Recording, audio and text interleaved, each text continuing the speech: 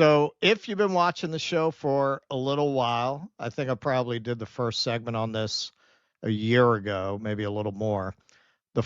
When they released ChatGPT, there was a news segment about it where they showed that in beta testing, they were just starting to experiment with text generated video.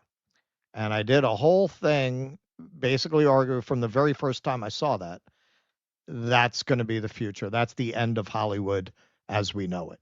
Like, yes, you'll still have some kind of an industry like that, but when people are able to start making films on their computer, which is inevitably where this goes, where you're just going to be able to generate your characters. And when you get to a level where that's photorealistic, you're going to have movies being made by 12-year-olds that are better than anything coming out of Disney. The reason you have an industry, why do you have a car industry? Because it requires capital. It requires production capacity that people can't afford. If you could make a car in your backyard, there'd be no car industry. This technology is going to lead to anyone being able to make a Hollywood quality movie in their computer. That is going to leave for Hollywood. It's probably going to be a lot more like the influencer industry. The people who are famous are going to be like Mr. Beast. So that's the people who would get signed with like some major agency where it would be worth it to pay a human for something like that. So now we have already gotten to a place where now you have an AI actress being fought over by agencies. Talent agents circle AI actress Tilly Norwood as studios quietly embrace AI technology. So this really broke at the Zurich Summit. Actor, comedian, technologist Elaine van der Velden has revealed that her recently launched AI talent studio, Sequoia, is in talks with a number of talent agents interested in signing its first creation, AI actress Tilly Norwood. Van der Velden talked about the development on a panel at the Zurich Summit on Saturday, where she gave a presentation on her AI production studio, Particleo, and then joined a discussion on AI developments in the entertainment industry, along Verena Poom, head of Luma AI's new Studio Dream Lab, LA. Both van der Velden and Poom suggested that studios and other media and entertainment companies were quietly embracing AI under the radar and to expect public announcements about high-profile projects using the technology in the coming months. We were in a lot of boardrooms around February time, and everyone was like, no, this is nothing. It's not going to happen. Then by May, people were like, we need to do something with you guys. When we first launched Tilly, people were like, what's that? And now we're going to be announcing which agency is going to be representing her in the next few months, said van der Velden.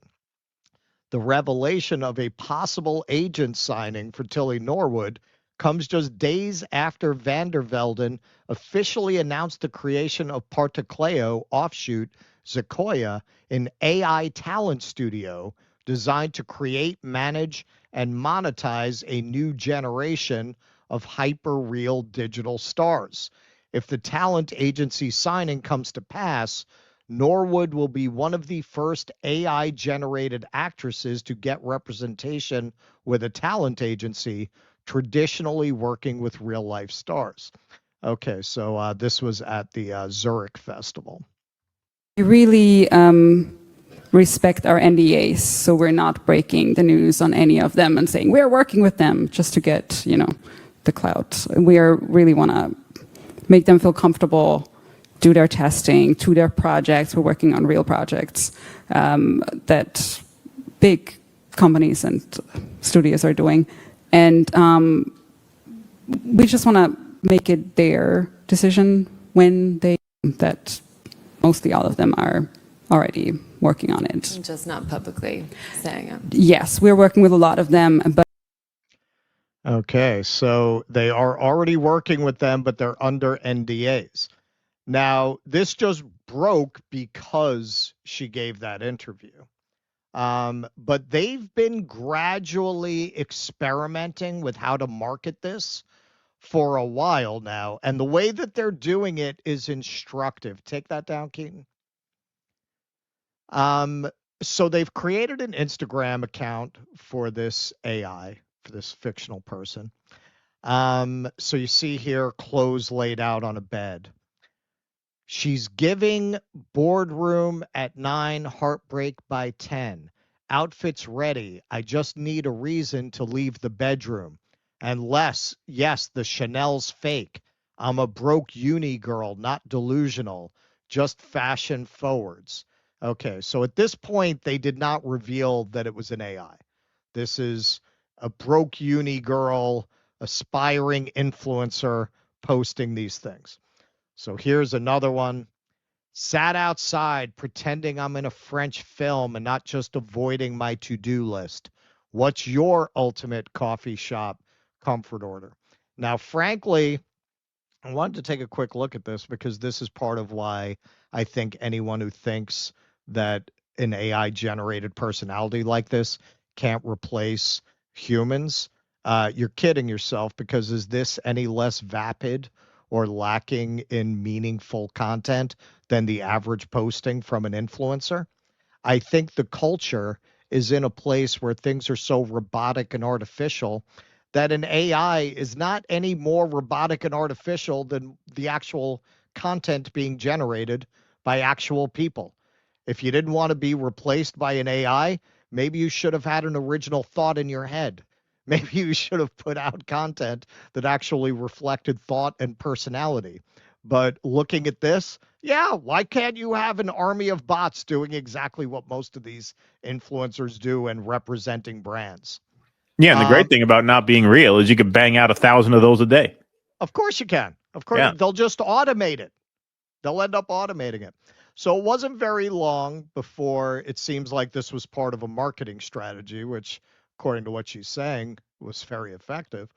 They released a kind of proof of concept of what you could do with this. This doesn't have any volume on it.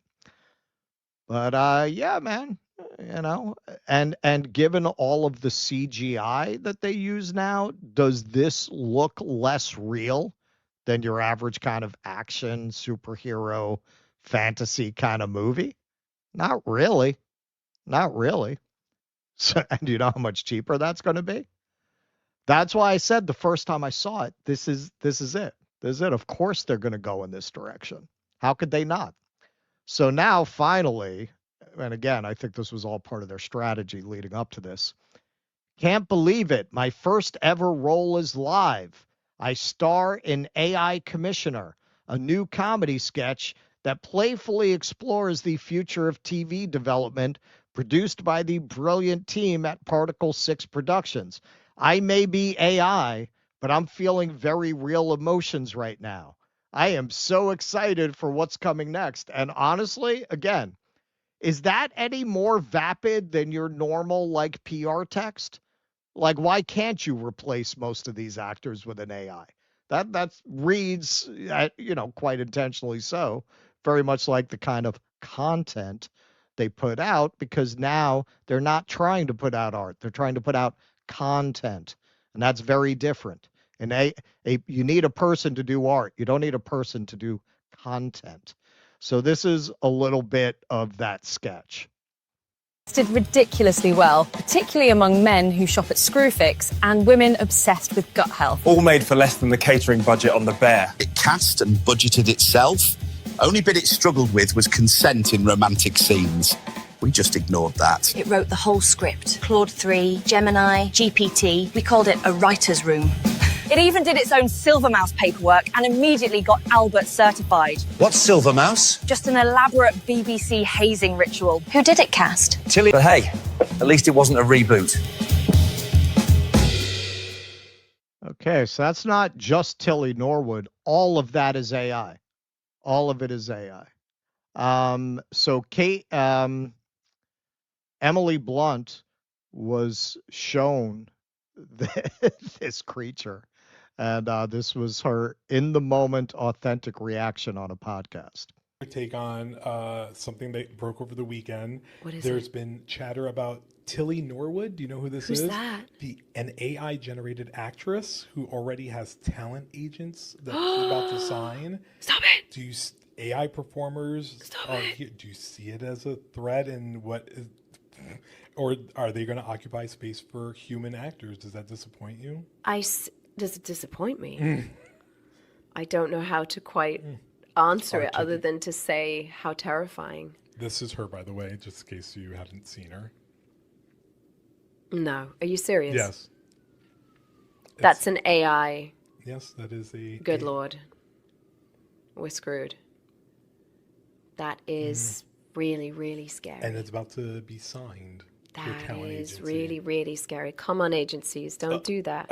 Initial thoughts, what are you like? Please stop. Please stop. She gets it. I don't think Whoopi does. So this is going to be audio only because the View could be bitches about copyright. Bring it on. Yeah. Because you can always tell them from us. Yeah. We move differently, our faces move differently, our bodies move differently, and maybe in 2 or 3 years it'll be seamless, but it's not seamless yet. Yeah. Okay. All right. That is true, but even at the level it is now, again, I think your first application is going to be fantasy, sci-fi, superhero genres, but that's most of what they're making now.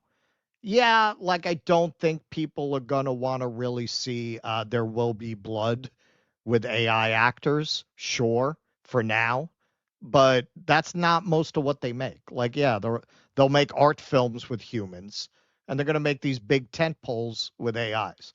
So some people had some fun with this. Before agencies sign Tilly Norwood, they might want to look into her politics, and some pictures of her there at some MAGA rallies. AI actress Tilly Norwood has just been killed at a movie premiere by the fat AI rock lady. And this is pretty funny. Patrick Doran, I went to high school with Tilly Norwood, and she said the N-word all the time. Yeah. Okay, so SAG-AFTRA has reacted to this. Tilly Norwood is not an actor. It's a character generated by a computer program that was trained on the work of countless professional performers without permission or compensation. Now, by the way, they claim that they did not do it that way. They claim that they developed this by other means, that they did not use actual images of people to do it. It doesn't solve any problem. It creates the problem of using stolen performances to put actors out of work, jeopardizing performer livelihoods and devaluing human artistry. Yeah, I mean, it's not the beginning of that. It's the logical endpoint of something they've been doing for a very long time, as you describe it. And they put out another statement the next day, which you can tell they're really panicking about this. In part, with regard to AI, we have an extraordinary amount of leverage because the audience wants to see real human performers in movies, TV shows, animation, video games, audiobooks, and in all the other ways that we represent our members. And that's Sean Astin, the president of SAG-AFTRA. I think you're wrong, man. I think you're wrong about most of that. I agree about dramas. Audiobooks, who cares? Like, who would care if an actor does an audiobook? I wouldn't. I mostly listen to nonfiction on audiobooks. And when you get into animation and video games, have you seen what the #1 big smash hit is right now? K-pop Demon Hunters. Does that seem like you need to have human actors in order to engage people? You already have animation as one of the most popular genres. This thing is killing everything out there right now. K-pop Demon Hunters. So you're going to say you need actors for the voice work? Maybe. I don't think that's necessarily true. And okay, you want to be more to the point. Look at this. This is from what, 10 years ago now? It pretty much looks like AI already. Like, what would the real difference be? You're going to tell me that as fast as this has evolved in the next 2 or 3 years, you're not going to be able to do something that looks exactly like that in AI? It already pretty much does look that way. So, at first she thought she was riding a wave. She was talking about how she wants Tilly Norwood to be the next Scarlett Johansson. And then she got all this backlash. And now all of a sudden, this is a totally different medium. To those who have expressed anger over the creation of our AI character, Tilly Norwood, she is not a replacement for a human being except Scarlett Johansson. I hate that bitch, and I want her out of the industry. But she didn't say that. but a creative work, a piece of art. Like many forms of art before her, she sparks conversation, and that in itself shows the power of creativity. I see AI not as a replacement for people, but as a new tool, a new paintbrush. Just as animation, puppetry, or CGI opened fresh possibilities without taking away from live acting. Listen, man, one of my best friends is a makeup artist, and CGI certainly did take jobs away from people in that field. AI offers another way to imagine and build stories. I'm an actor myself, and nothing, certainly not an AI character, can take away the craft or joy of human performance, and so on. All right, so, she got called out on it, and all of a sudden, she's climbing down off the victory lap that she was taking before. Now, that's not all. In the middle of all this, with a either very good or very bad sense of timing, they just dropped the trailer from a film made by the first AI director. Italian producer Andrea Ervolino, who has worked on Hollywood movies like Ferrari and To the Bone, has announced what he says is the first AI-directed movie, The Sweet Idleness. The movie depicts a future society where just 1% of humanity still works, as machines have taken most jobs, allowing the rest of the population to live leisurely. The AI program used to direct the movie is called Feline AI, presumably a reference to the legendary Italian director Federico Fellini. While the technology was designed to, quote, celebrate the poetic and dreamlike language of great European cinema, Ervolino said he was the human in the loop, serving as a supervisor and producer to monitor the technology. The movie's cast, meanwhile, is produced by Ervolino's company, Actor Plus, which works with real people who lend their likeness and personality to create digital characters. All right, so it's with their consent. They're contracted to be scanned or however they do this. So this is part of their statement. Feline AI is a director who never sleeps, while Actor Plus is a company of actors who live beyond the screen. It is the future, but also a return to the original poetry of cinema. Ha! I would like to make it clear that this new productive approach, led by an artificial intelligence agent as a director, with the involvement of digital actors created from real people and applied to this project, does not intend to replace traditional cinema. It is rather an alternative method of creation. So you're sensing a theme here. This is what they're trying to. No, it's a whole new medium. It's apples and oranges. It's not going to completely erase your industry. All right, so this is the trailer that they dropped. And hey, yeah, AI still has that uncanny valley quality, but they clearly trained this AI director on these kind of quirky European post-apocalypse movies like Delicatessen. And, it's very much like those kind of, Star Wars directed by Wes Anderson kind of things where it's a little weird. It's definitely a little off, but it captures the style very well.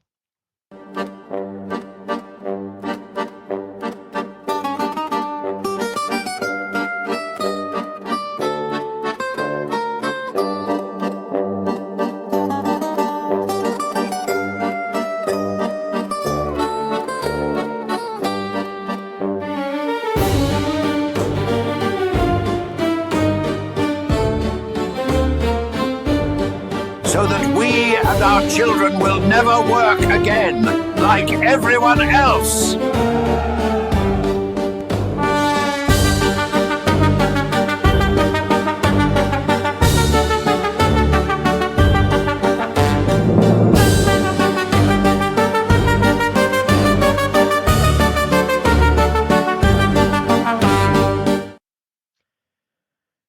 You're going to tell me that can't replace Pixar at this point, and then later on actually function as real movies. I mean, anyone who's saying otherwise, you're kidding yourself.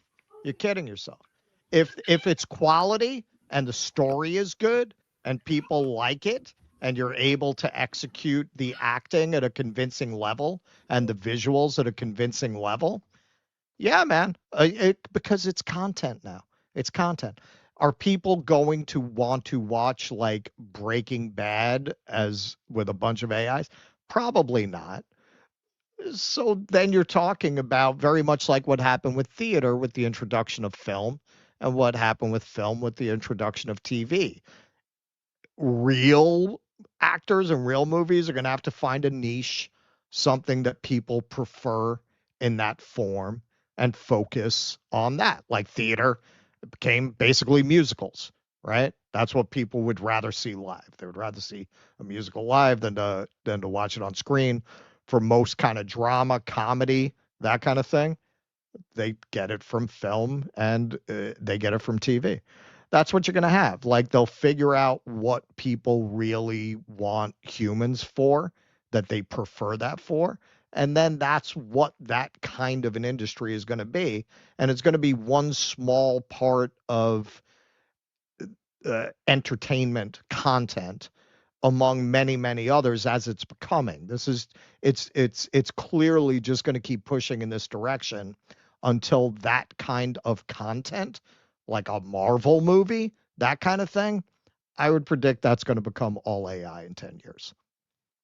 Yeah, well, because the same thing. Obviously, like you're gonna have basically acting become a niche market. It'll become a niche market. Like Right. man-made Exactly. art will become what Right. theater is now, and it's what Right. movies became when TV became in fashion. Because the access is the key thing, right? Streaming gives you access to content, right? So then the movies that you have to go to the theater to see, or that you'd rather go to the theater to see, they become more of a niche market. And now, Right. as people get used to this, the stuff with the real actors, that'll become the niche market. Right. It won't go Right. away entirely. Like No. you're going to have an appetite for that, but it's going to be a smaller appetite. And the mainstream is going to be absorbed by this. You used to have, like back in the day, there used to be like computer games and video games where you could make your own movie out of, little stories, and you would give lines and stuff. And, your options were very limited because the technology was limited. But now everybody will be able to basically do this at a certain point. Like you'll be able to, Yes. how like everybody can start a YouTube channel and do what we do. Right. Yes. In 10 years, everybody will be able to make movies, and they'll put their own movies up on Right. YouTube or whatever the platforms are. And I think the same way that what we found is people actually like the do-it-yourself thing very often better than the stuff that comes out of these big institutions. It's going to be the same thing, man. Once you democratize this technology so that people are going to be able to, you're going to have programs that you're going to put in the camera angle, you're going to put in the setting, you'll be able to, just like with ChatGPT, if you ask for artwork, you can keep trying and it'll give you different options. That's what you're going to get. You're going to get different types of actors. Okay, let me try a costume in this style. Once you're able to have that level of control, it's for the user, the end user who watches the film, it's going to be the same experience. And a lot of people are going to like the idea that this came out of some kid's bedroom. Right. Exactly. That's going to be part, just like social media. That's the charm of social media, is that everybody's got a shot to become a star, right? Well, now everybody's going to have a shot to become a filmmaker, right? And you'll have access to the same audience as basically everybody else. And then for the real stuff, you'll have a limited group of people who are interested in that, and there will be a limited market for that, and it'll survive, but it won't be what it is now. Yep. Absolutely. And the AI actresses are going to be able to lose weight faster than the real life actresses, so that's going to create a big problem too. Right. And you don't need an intimacy coach. Right. You don't need an intimacy coach. Right. They can gain weight for a role. They can lose weight for a role, whatever you need them. Grow a beard for a role, whatever. Exactly. Yeah. They can play any gender. Everyone will be happy. That's right. They can play any gender. Anybody will be happy. Netflix will love that, right? Yep. All right. Please clap.